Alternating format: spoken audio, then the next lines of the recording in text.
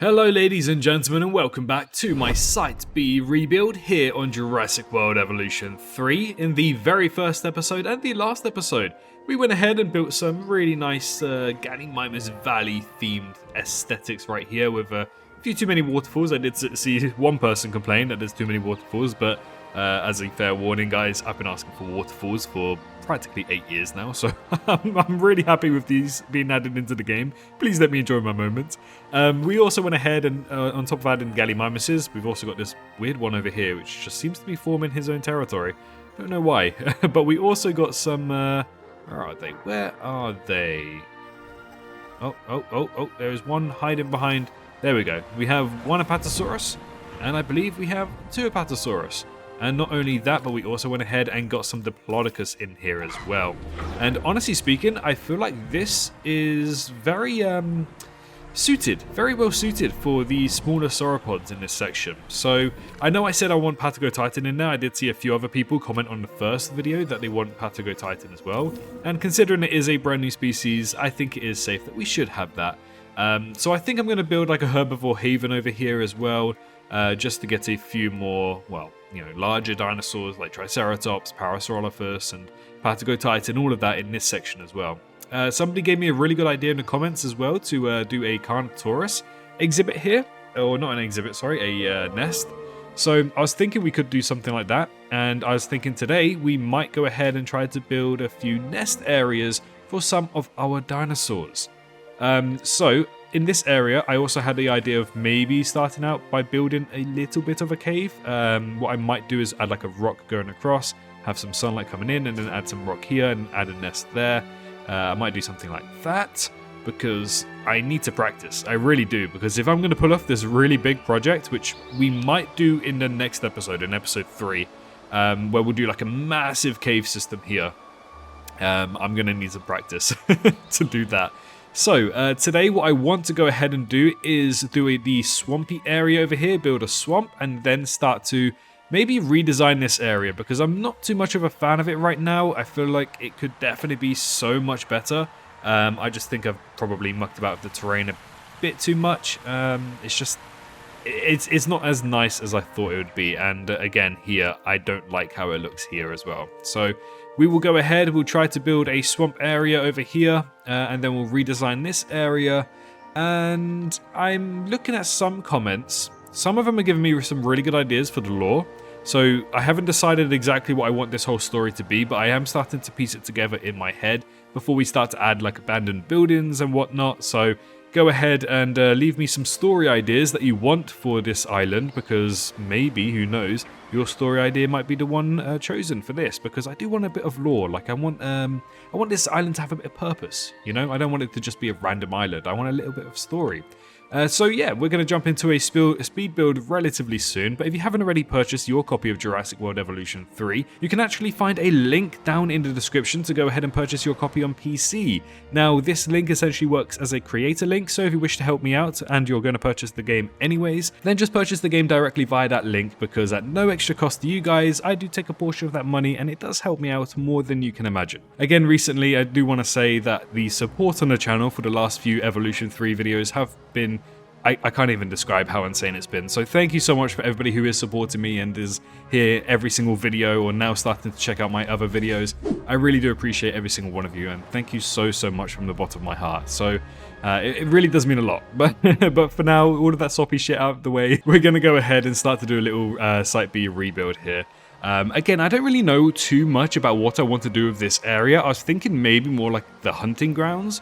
So we could do a few buildings, maybe one here, maybe like a failed research outpost or something, and then it would just be something that's claimed by either Deinonychus or Velociraptor, whatnot. So that's kind of what I've left this space open for. Maybe it's like a research compound, because it feels very fitting to have like a few buildings in here, you know? Especially near the waterfall and all of this and the river. You get what I'm trying to say. So let's go ahead and get into this little speed build. Let's build the swamp and build this area, and then see what other dinosaurs I want to put in later on.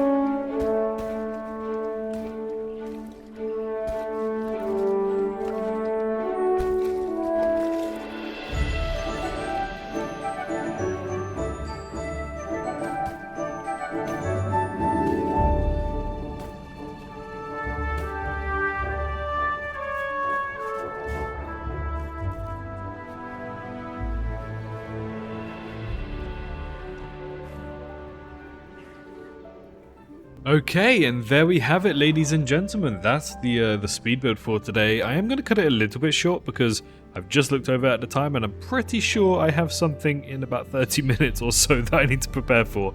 So I probably should have recorded this earlier, but I had a problem with my aircon for some reason, and it turns out the security guard decided to turn off my aircon, which I thought was very rude, so I had to get that sorted as well. But anyways, before I get distracted, yeah, we've built a really nice speed build area here. We've got a nice swamp, and I decided to reinvigorate this area, and I feel as though I've made it look a lot nicer. And also the sun has started to set, so in the next episode we'll have a sunset episode, and maybe even a nighttime one. So what I'm going to do is I'm going to lower the time taken so that the sun can basically rise again really quickly, because we are doing caves in the next episode. So nighttime is appropriate, but I would like to see what I'm doing firstly. So talking of caves, I didn't actually do this because of time constraints, of course. I'm sure this is going to take me another 30 minutes to do or something.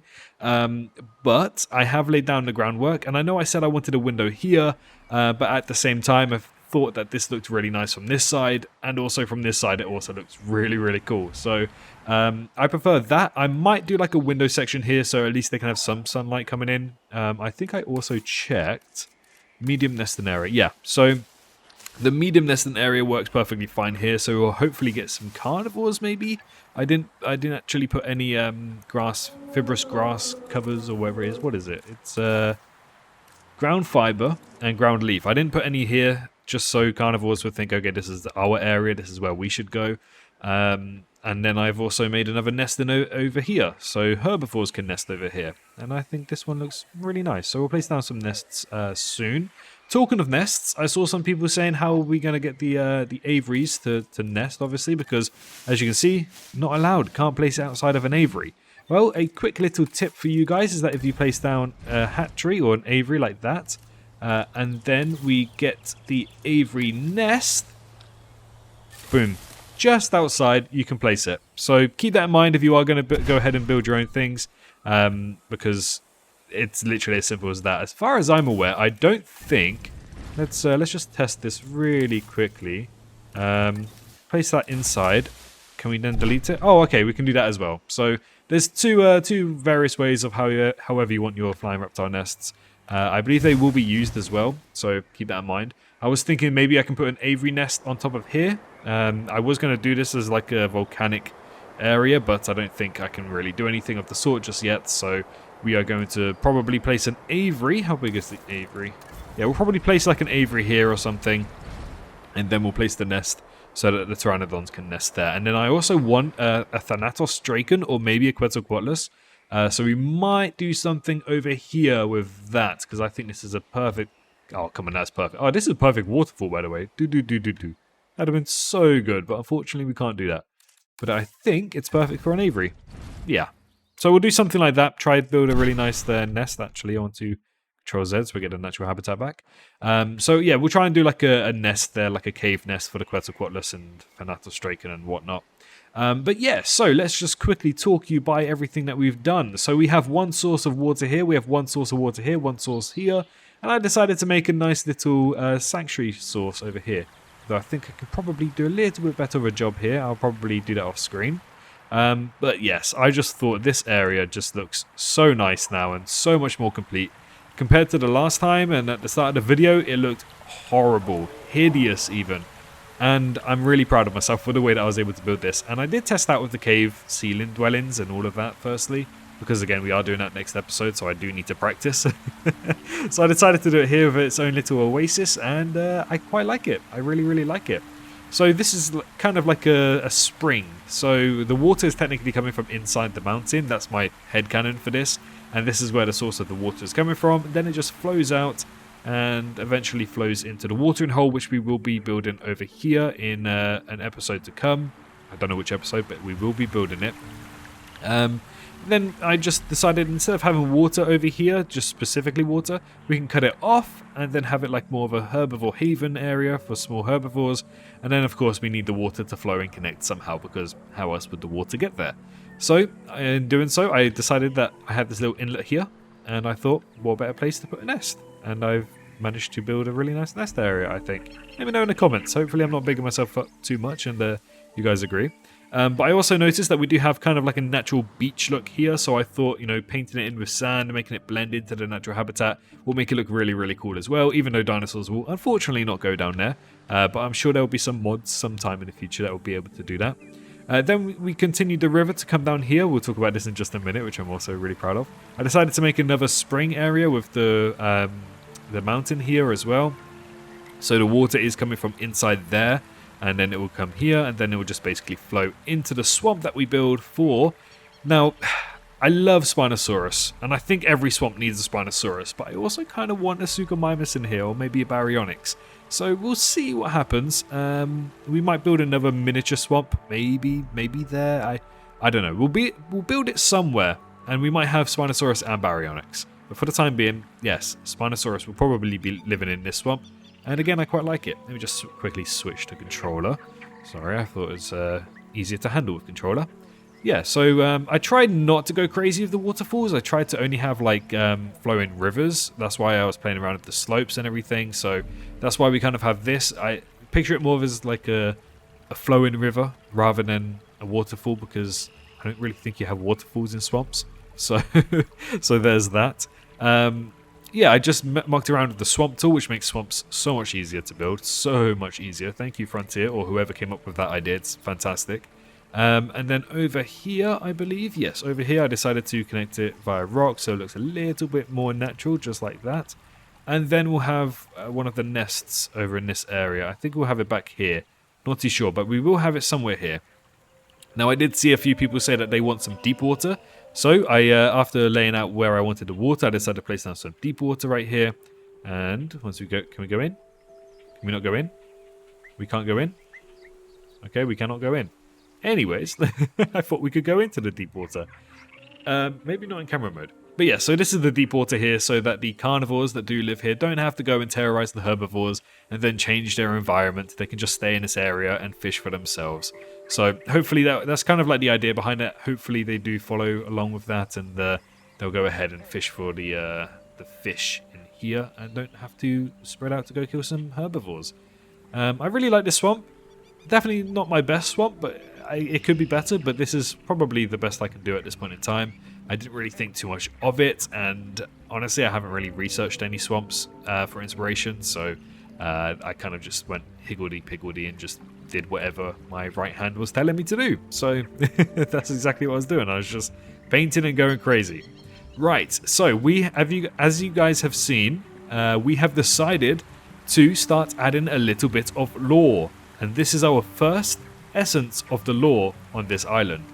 So it's not the best thing, it's not the greatest thing, but it is something, and I am still relatively proud of it. So we've got a vehicle that's quite clearly crashed after coming downhill, maybe being chased by the Spinosaurus, who knows. Crashed into the log, a few trees then collapsed on top of it, and it's been abandoned for years. We've got some overgrowth, we've got some vines on it, and their mission was actually supposed to be here. They were supposed to, I don't know, fix the electricity or something of the island, and that's where this comes in. And obviously a bit of some rock slides now have broken it a little bit, but it's built into the natural habitat. Put some stairs there to make it look a little bit more realistic. I also put the ramp, the terrain ramp as well, going upwards. So that's kind of like the first essence of the lore of this island. If somebody has a better story, feel free to comment that down and let me know the better story that you have in mind. But essentially this guy was supposed to come here, then got chased by the Spinosaurus, crashed, ended up dying, and never got to complete the mission. And maybe even this could be like, I don't know, the start of something going wrong. For example, the whole reason why this island is now abandoned is because this guy couldn't go and finish his mission and couldn't actually get this all sorted. So that's kind of like my head canon right now. I have placed down some leafy climbers or grass, leaves, whatever the dinosaurs want to eat, some herbivorous leaves to make it look a little bit more overgrown, but also so some herbivores will come into this area and decide to munch them as well. So yeah, this is basically the first essence of the lore for this island. I really do like it. In fact, dare I say I love it. But again, let me know in the comments, and we'll try to write that into a story for this Site B build as well.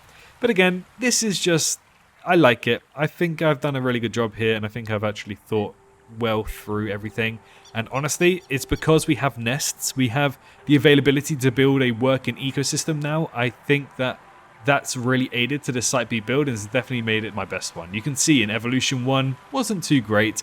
Evolution 2 definitely got a little bit better, but Evolution 3 by far takes the cake. It just makes everything feel a lot more intact, a lot more immersive, a lot more realistic. And that's probably down to the scenery that we can build now for Site B builds like this. And of course, now that we can have baby dinosaurs, I'm now thinking about where we can place some nests and whatnot. So that's the whole idea. We've got a dinosaur coming down here. Who's coming down here? The Diplodocus making a slight migration. Check you out. Okay. Who's down there? Is that the other one? No, that's the Apatosaurus down there. Okay. Alright, buddies. Alright. Yeah, try not to go too dense with the forest either, because, again, having it too dense just doesn't make it look nice, and the camera can't move through it, so it is quite annoying. But yeah, I'm really impressed with the way that I've built this. I really do like it, and I assume the dinosaurs are going to start migrating soon, so I don't think I'm going to add any dinosaurs in this episode just yet. I might do it just after, so I can get a thumbnail. Simply because, again, I don't have much time. I think I have to go somewhere in 15 minutes now. And yeah, I don't know. I feel as though I'll probably mess up the ecosystem if I don't decide where the dinosaurs are going to go. So maybe at the start of next episode, we'll go ahead and place some dinosaurs down. The whole idea of having a Spinosaurus is cool, especially over here, but I'm scared about it migrating and then moving over there and killing dinosaurs, because that means we then have to go all the way over there and put down an ACU unit, which I really don't want to do, but might be cool actually, now that I think about it. We can do like an overgrown ACU unit, especially down in this section. Okay, I'll think about it maybe, yeah, so maybe next episode we'll go ahead and place down a Spinosaurus in the swamp, but next episode is the big one. It's the big project. Episode 3, we will be doing a huge cave, and a cave that hopefully dinosaurs can walk through. Now, remind me in the comments, because I do read comments, so go down to the comments and say, hey Swerve, for episode 3, please do not forget to group the items together so you can upload the cave to the workshop. Because I guarantee there are going to be some people out there who would love to be able to build caves. So I'll try my best. I'm going to try and make it multi-story as well, so maybe the near end will have like a ground level, and then over there we'll have like a higher level, a first floor, if you may, for the caves. So that's the whole idea. That's the whole plan. And then of course we have to build it all the way over there. I don't know how I'm going to do that, but I'm going to try my best. I'm going to try my best. If it doesn't look nice, I might change my mind, but I think it should look okay. I think it should. Anyways, thank you so much for watching today's video. If you enjoyed, be sure to leave a like and make sure you're subscribed so you don't miss any more Jurassic content here on YouTube. We post everything to do with the Jurassic franchise, whether that be with the video games, the animated series, or the movies. So, if you want to learn more about Jurassic, then you found the best place to be. And of course, if you are just here for the Site B rebuild, then stick around for a while, because we're going to be making a lot of episodes on this, and I'm certain, for a fact, we'll probably be building a lot more Site B rebuilds. But anyways, thank you so much for watching. Stay safe out there, and I'll see you all in the next one. Bye bye.